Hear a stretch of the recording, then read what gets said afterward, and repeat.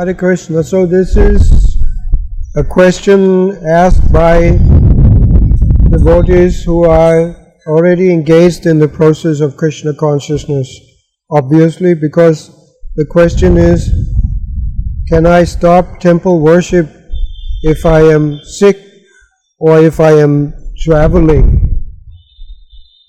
So, Krishna consciousness is very practical.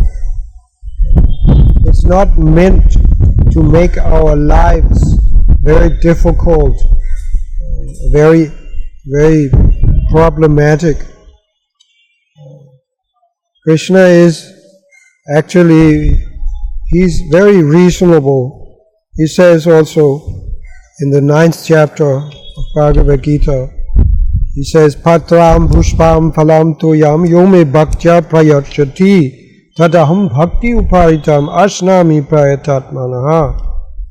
If one offers me with love and devotion a leaf, a flower, a fruit or water, I will accept it. So the point here is that these things which Krishna mentioned here, namely a leaf, a flower, fruit or water, these are very inexpensive items which are available anywhere in the world. So nobody can say that I cannot secure these things and offer them to Krishna. The process is made in such a way that everyone can adopt it.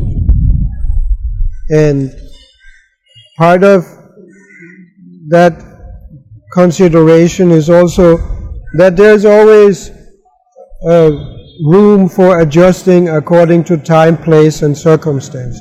It has to be like that because life is always full of unpredictable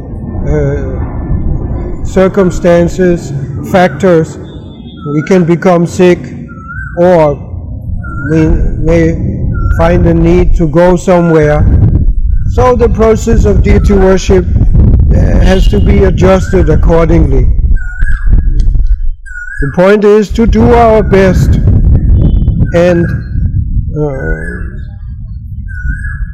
first of all give our love of Krishna to Krishna.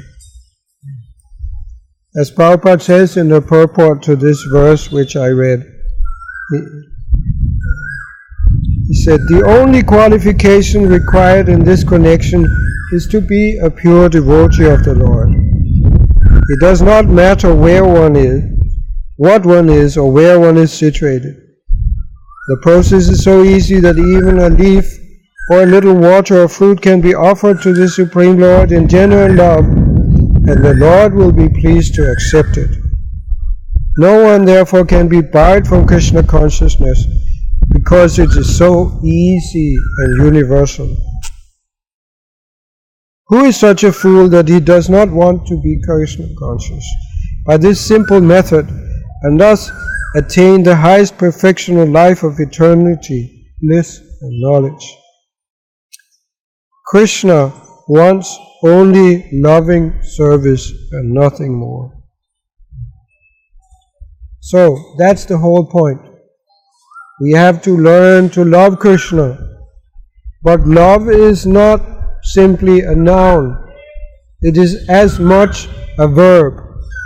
In other words, how are we showing our love for Krishna? Just saying, I love you, Krishna, that anyone can do. But Krishna wants us to show our love for Him by doing something for Him. The love has to be expressed by some medium. And that is the whole point. We should be doing always something for Krishna to express our love for Him. And even if we don't have that much love, simply by going through this practice of doing things to express good feelings towards the Lord, then our love will awaken also. Because what happens is that just this intention to try to act with love, that is this, in that endeavor lies the seed of love.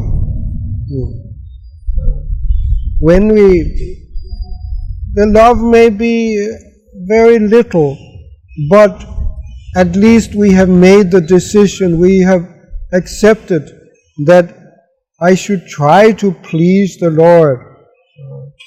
And we have agreed to act in such a way, following the previous authorities, following the scriptures, to act in such a way as to please the Lord. Krishna says here, if you want to please me, then do this. Offer me a leaf, a flower, a fruit, or some water.